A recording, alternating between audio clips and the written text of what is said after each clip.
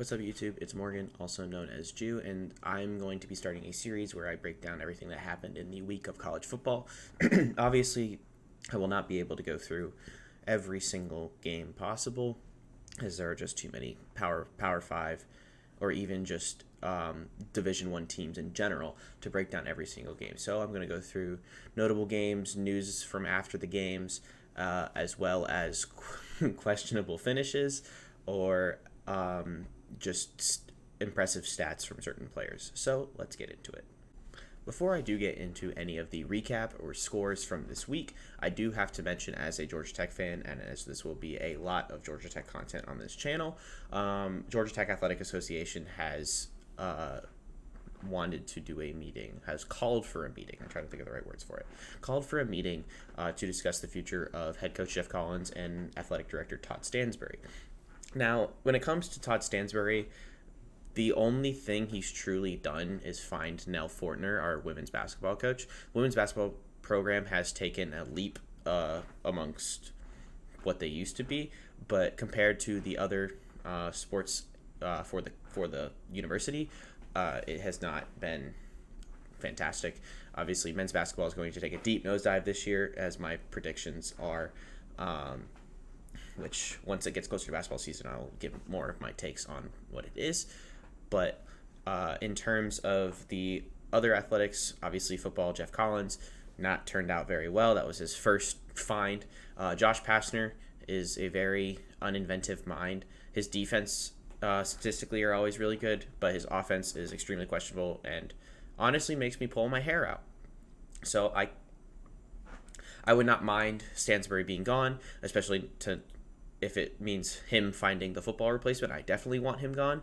But for basketball, I wish we could get Pastner out of there, but we won't see him out for the next few years.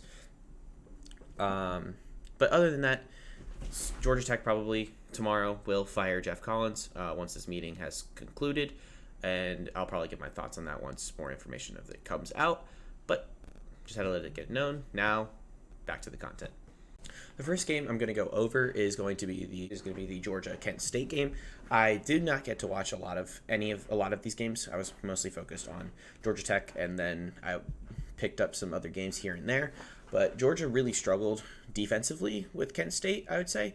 Like, they didn't give up any major quarters of just offense, but they gave up enough periodically to make it a close game.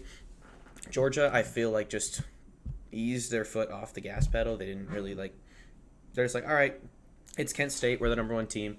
And as Nick Saban famously put it, they're eating into the rat poison. This team has the potential to be a lot better than last year, and that's saying something, considering that last year was a national championship team.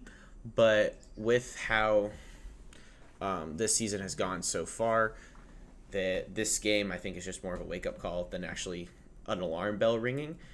But that's what I got to say to that. Alabama, Vanderbilt, I don't have anything to say about that. Vanderbilt being 3-2 is huge for them, and the fact that they have a chance at making a bowl game is unbelievable. They still lost by 52, but yeah.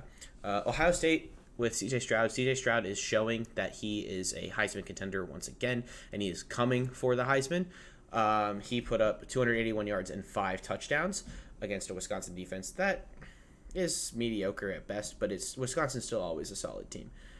Michigan, Blake Corum just ran for 243 yards and 2 touchdowns. That's what made his day super special. I'm just going down the list of all the AP top 25 teams and seeing if there's what there is, or if there's anything notable really. Clemson, Wake Forest. I did get to watch the overtimes of that game. It was a super exciting game.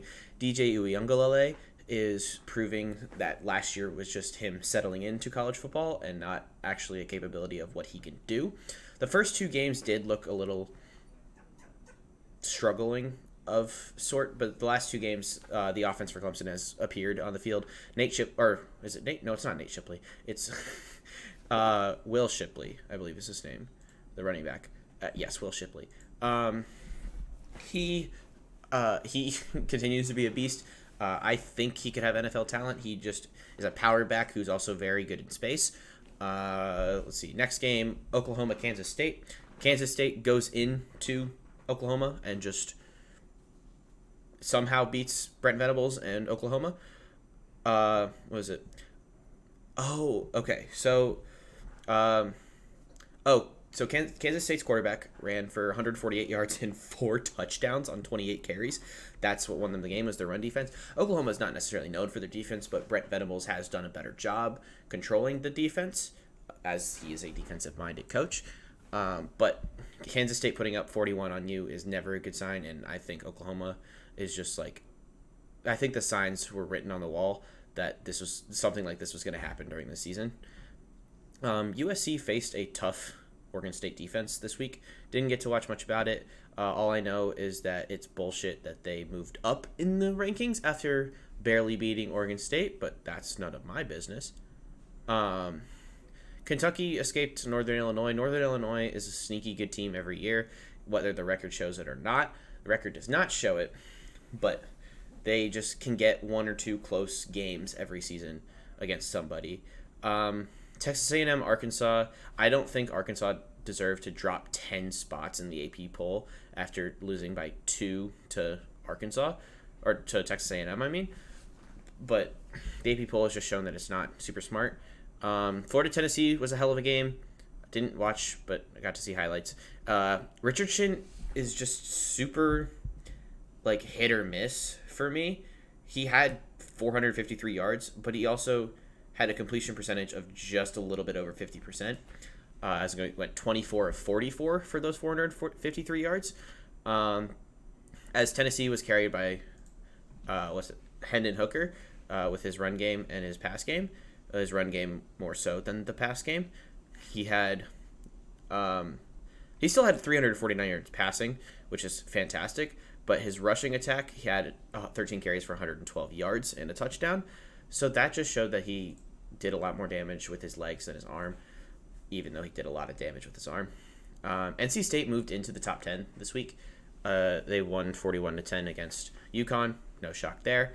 UConn, I don't think they've been good since forever. Since I've been alive, at least. I can't remember a time UConn football was good. Looking through the rest of the top 25, I don't see many other interesting games. Oh, Middle Tennessee State, Miami. Middle Tennessee State just walked into Miami and just murdered Miami's hopes of honestly winning anything significant this year. Miami's going to compete in the ACC Coastal, as they are a solid team with head coach Mario Cristobal. But when Middle Tennessee State's quarterback is allowed to throw for 408 yards on 16 completions, that's absurd. That shouldn't be allowed. And yes, I understand that one of it was 98 yards for a touchdown, but still. Other news, I am very shocked that Kansas is not in the top 25 after they just had a hell of a game. Yes, it was against Duke, but Duke was also 3-0. So it shouldn't take away that it was both teams were undefeated going into the game. Jalen Daniels had still one of my Heisman favorites. Had 324 yards passing and 4 touchdowns, no interceptions. And on the ground, he had 11 carries for 83 yards and a touchdown, showing that he is literally all of Kansas's offense and the only reason that they're 4-0. The only reason they're 4-0. On the season, what are his stats total on the season so far? Through 4 games, he has 890 yards at 11 touchdowns and 1 interception on a 71% completion percentage. That's absurd. Rushing, he has 38 carries for 320 yards and 4 touchdowns. 8.4 yards a carry. Jalen Daniels is so special. And he's only a junior. But I think in terms of eligibility, he's a sophomore because of the COVID year that he has. But overall, that's where he stands. All right, top 25. Anybody move into the top 25 for the first time? Kansas State moved in. Pitt moved in, Florida State moved in. I believe that's just the only ones that moved in. I don't think that Florida State truly deserves to be in the top 25 if you're putting Florida State over Kansas. But Pittsburgh definitely deserves to be in there. They've shown that they have a lot of talent on that team with Slovis as their quarterback. Kansas State obviously just beating what were they before? Number 6 Oklahoma. They dropped all the way down to 18. Arkansas dropped to 20, while Texas A&M moved up to 17.